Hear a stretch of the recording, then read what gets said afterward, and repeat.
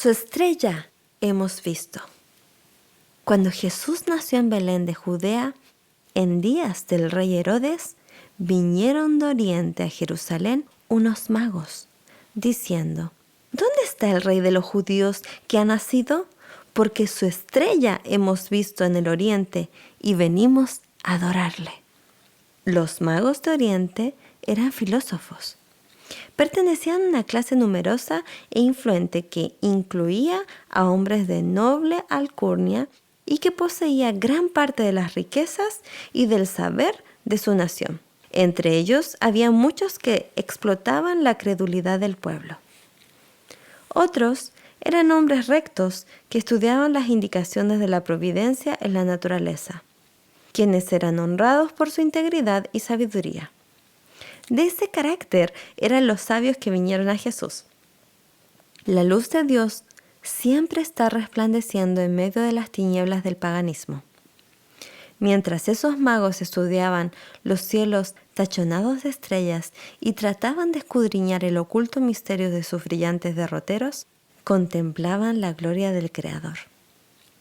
Buscando un conocimiento más claro, se dirigieron a las escrituras hebreas.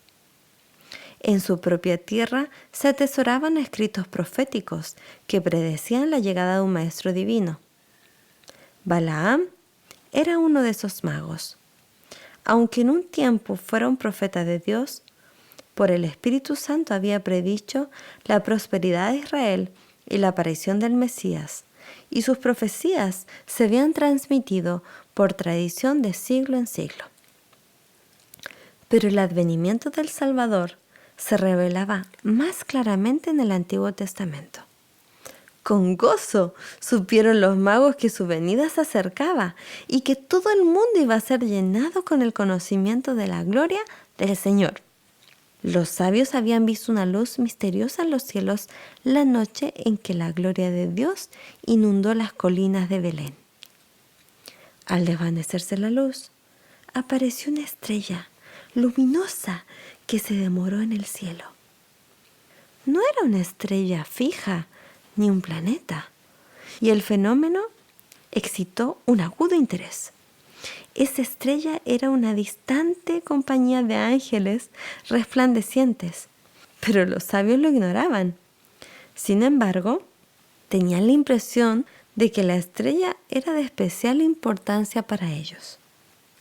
Consultaron a los sacerdotes y filósofos y examinaron los rollos de los anales antiguos. La profecía de Balaam declaraba: «Saldrá estrella de Jacob y se levantará cetro de Israel». ¿Podría haber sido enviada esta extraña estrella como precursora del prometido?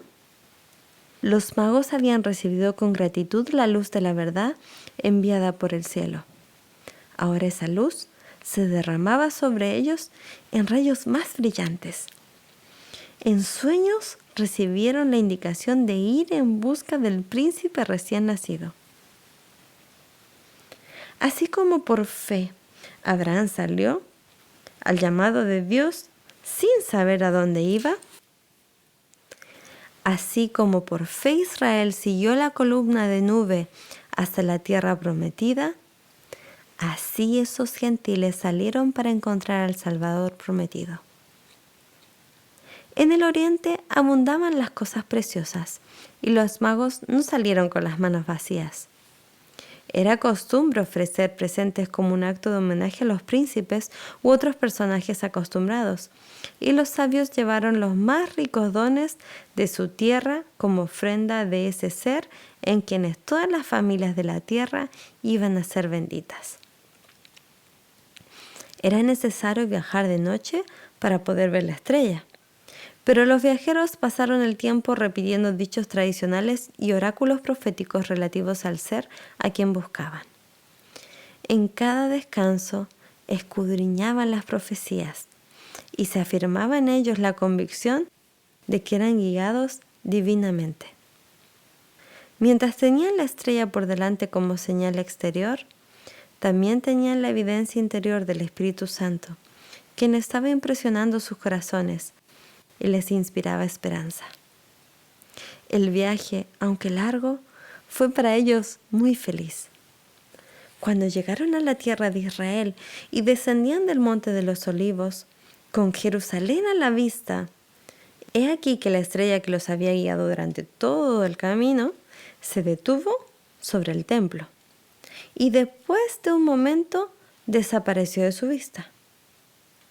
Con avidez aceleraron el paso, esperando con gran confianza que el nacimiento del Mesías fuese el motivo gozoso de toda conversación. Pero sus averiguaciones fueron en vano. Entrando a la ciudad santa, se dirigieron al templo. Para su gran asombro, no encontraron allí nadie que pareciera saber algo del recién nacido rey. Sus preguntas no provocaban expresiones de gozo, sino más bien de sorpresa y temor, no exenta de desprecio. Los sacerdotes repetían tradiciones. Hacían alarde de su religión y piedad personal, mientras denunciaban a los griegos y romanos como paganos y más pecadores que los demás. Los sabios no eran idólatras y a la vista de Dios ocupaban una posición mucho más elevada que sus profesos adoradores. Y sin embargo los judíos los consideraban paganos. Aún entre los designados guardianes de los santos oráculos, sus ávidas preguntas no hicieron vibrar fibras de simpatía. La noticia de la llegada de los magos cundió rápidamente por toda Jerusalén. Su extraña misión creó agitación entre el pueblo, agitación que penetró hasta el palacio del rey Herodes. El taimado Idumeo quedó perturbado por la insinuación de un posible rival. Innumerables crímenes habían manchado el camino de su ascensión al trono. Por ser de sangre extranjera, era odiado por el pueblo por el cual reinaba. Su única seguridad estribaba en el favor de Roma. Pero este nuevo príncipe tenía un derecho superior. Había nacido para el reino. Herodes sospechó que los sacerdotes estuviesen maquinando con los extranjeros para excitar un tumulto popular que lo destronase. Sin embargo, ocultó su desconfianza, resuelto a hacer abortar sus planes por medio de una astucia superior. Reuniendo a los principales sacerdotes y escribas, los interrogó acerca de lo que enseñaban sus libros sagrados con respecto al lugar en que había de nacer el Mesías. Esta investigación de quien usurpara el trono, hecha a petición de unos extranjeros, hirió el orgullo de los maestros judíos. La indiferencia con que se refirieron a los rollos de la profecía airó al celoso tirano. Pensó que estaban tratando de ocultarle sus conocimientos del asunto. Con una autoridad que no se atrevían a despreciar, les ordenó que escudriñasen atentamente y les declarasen el lugar del nacimiento de su esperado rey. Y ellos les dijeron: en Belén de Judea, porque así está escrito por el profeta. Y tú, Belén de la tierra de Judá, no eres la más pequeña entre los príncipes de Judá, porque de ti saldrá un guiador que apacentará a mi pueblo Israel. Entonces Herodes invitó a los magos a una entrevista privada. Dentro de su corazón rugía una tempestad de ira y temor, pero conservaba un exterior sereno y recibió cortésmente a los extranjeros. Indagó acerca del tiempo en que les había aparecido la estrella y simuló saludar con gozo la indicación del nacimiento de Cristo. Dijo a su visitante: id allá y averiguad con diligencia acerca del niño, y cuando lo halléis, hacedmelo saber, porque yo también vaya y lo adore. Y así diciendo, los despidió para que fuesen a Belén. Los sacerdotes y ancianos de Jerusalén no eran tan ignorantes acerca del nacimiento de Cristo como aparentaban. El informe de la visita de los ángeles a los pastores había sido llevado a Jerusalén, pero los rabinos lo habían considerado indigno de su atención. Ellos mismos podrían haber encontrado a Jesús y haber estado listos para conducir a los magos al lugar donde naciera. Pero en vez de ello, los sabios vinieron a llamarles la atención del nacimiento del Mesías. Dijeron: ¿dónde está el rey de los judíos que ha nacido? Porque su estrella hemos visto en el oriente y venimos a adorarle. Entonces el orgullo y la envidia cerraron la puerta a la luz.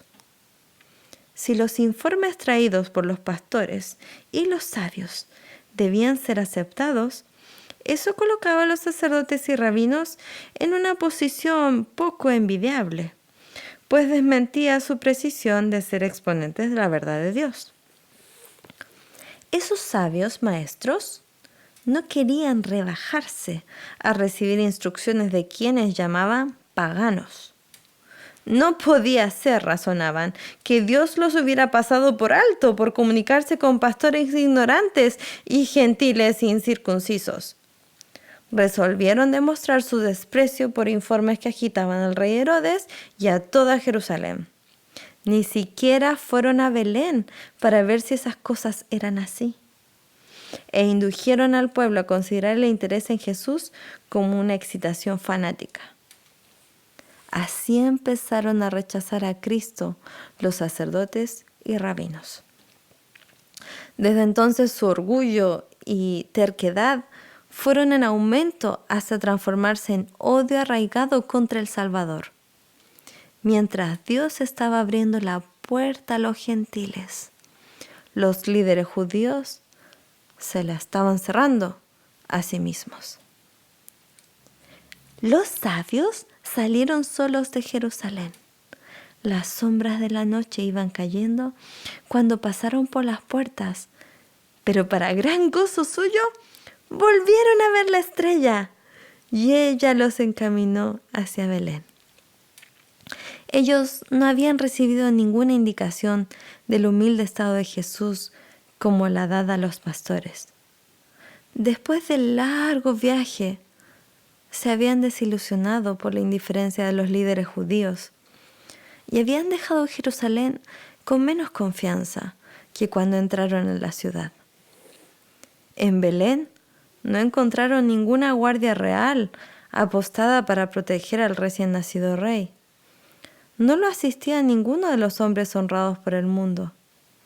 Jesús se hallaba acostado en un pesebre. Sus padres, campesinos sin educación, eran sus únicos guardianes. ¿Podía ser que ese niño, el personaje de quien se había escrito que había de levantar las tribus de Jacob y restaurar el remanente de Israel, que sería luz de las naciones y salvación hasta lo postrero de la tierra? Y al entrar en la casa, vieron al niño con su madre María, y postrándose, lo adoraron. Bajo la humilde apariencia de Jesús, reconocieron la presencia de la divinidad. Le dieron sus corazones como a su Salvador, y luego sacaron sus presentes, oro, incienso y mirra. ¡Qué fe la suya! Podría haberse dicho que los sabios de Oriente, como más tarde se dijo del centurión romano, ni aún en Israel he hallado tanta fe.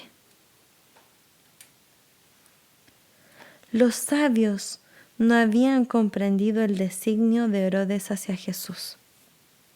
Cuando llegaron al objetivo de su viaje, se prepararon para volver a Jerusalén y se propusieron darle cuenta de su éxito. Pero en un sueño recibieron un mensaje divino de no comunicarse más con él. Evitando Jerusalén, emprendieron el viaje de regreso a su país por otro camino. De idéntica manera, José recibió la advertencia de huir a Egipto con María y el niño. Y el ángel dijo: permanece allí hasta que yo te diga, porque acontecerá que Herodes buscará al niño para matarlo.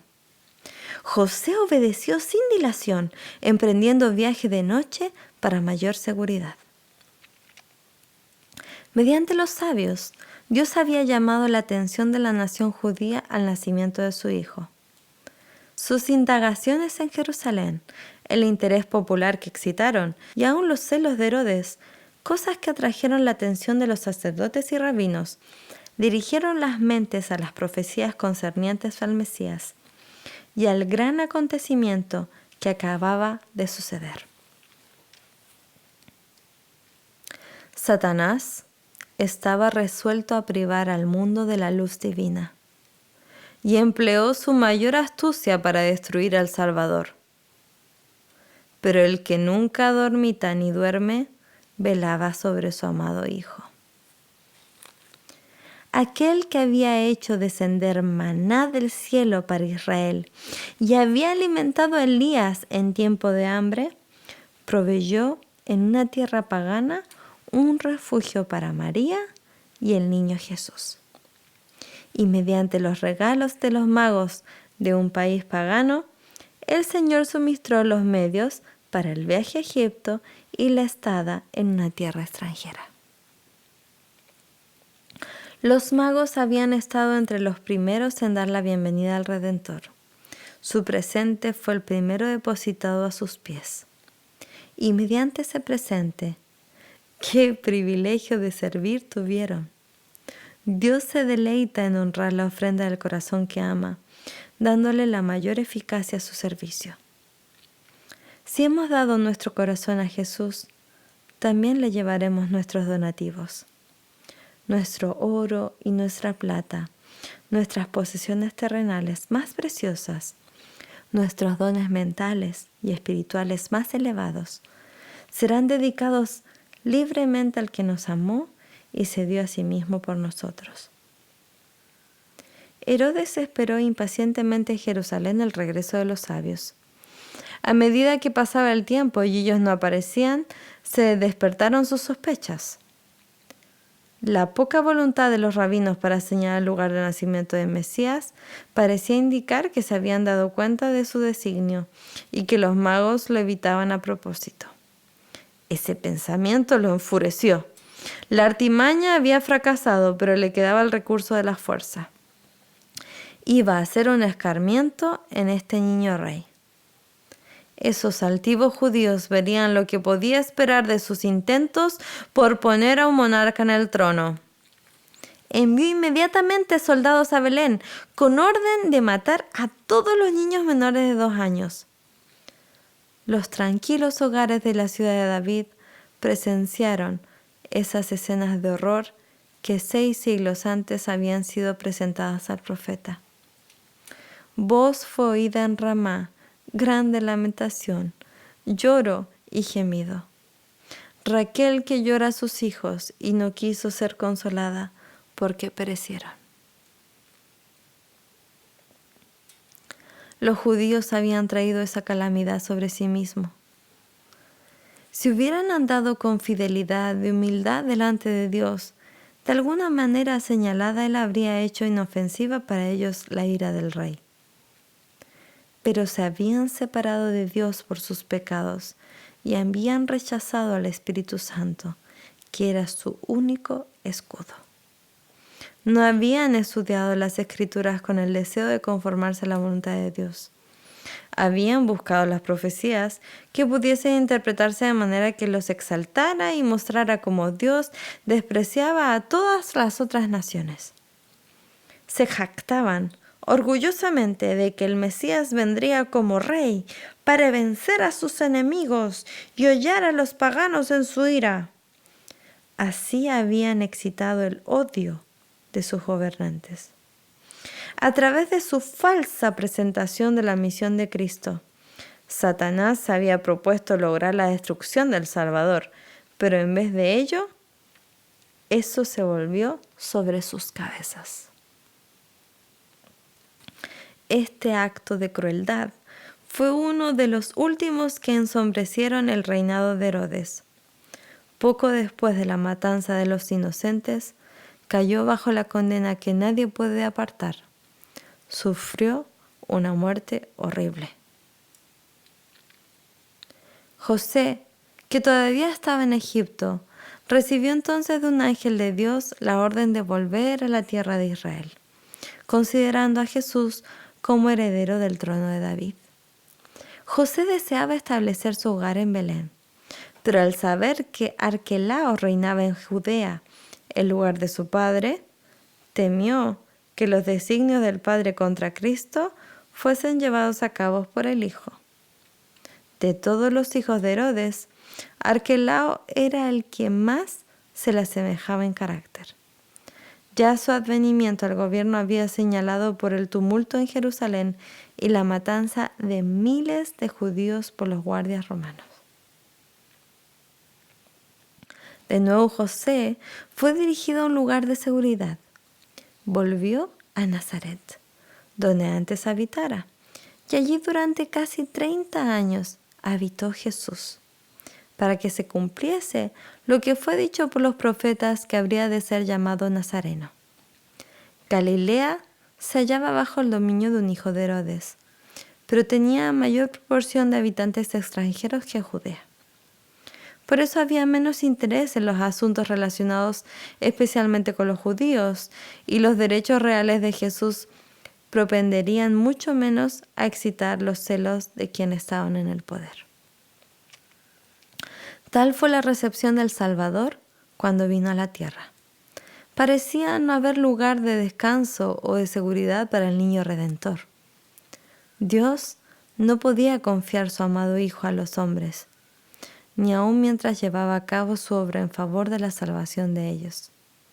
Comisionó a los ángeles para que acompañasen a Jesús y lo protegieran hasta que cumpliese su misión en la tierra y muriera a manos de quienes había venido a salvar.